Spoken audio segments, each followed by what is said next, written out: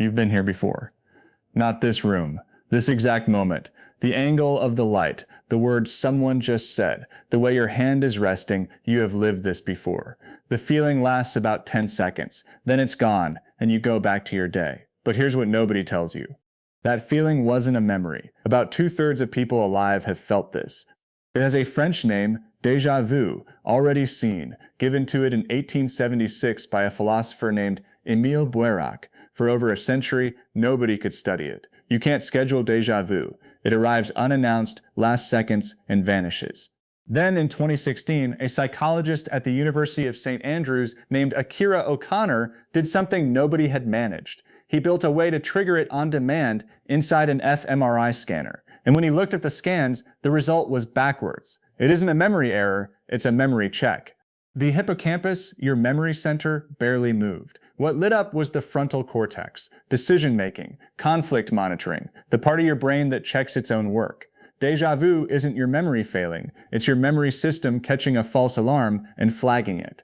That strange feeling is the sensation of being corrected. Your brain recognizes shapes, not places. So what sets off the false alarm? Ann Cleary at Colorado State University found an answer by building rooms in virtual reality. She showed people a scene. Later, a completely different scene, a courtyard instead of a junkyard, but with the identical spatial layout. Same distances, same arrangement, different everything else. People reported déjà vu. Your brain isn't recognizing the place, it's recognizing the shape of the place.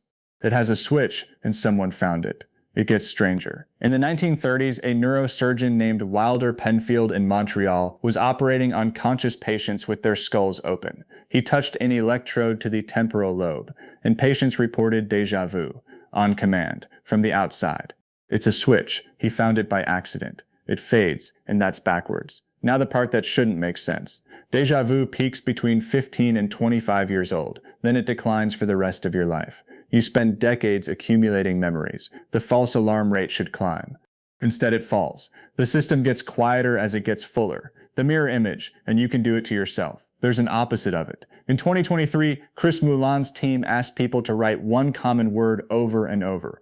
Around 60 seconds in, roughly 2/3 of them stopped.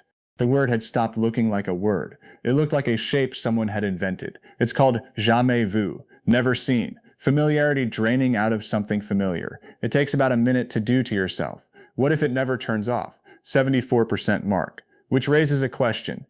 What happens if the feeling doesn't stop?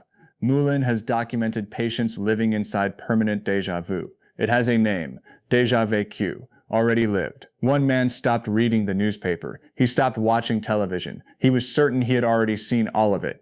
When his wife took him somewhere new, he told her exactly what would happen next. He was wrong. It changed nothing.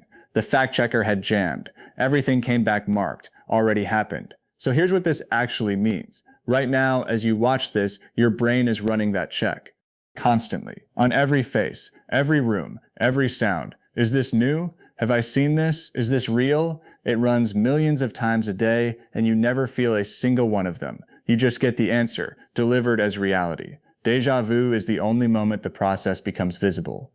It isn't a glitch in the machine, it's the one time the machine lets you watch it work. And the strangest thing about it isn't that it happens, it's that eventually it stops.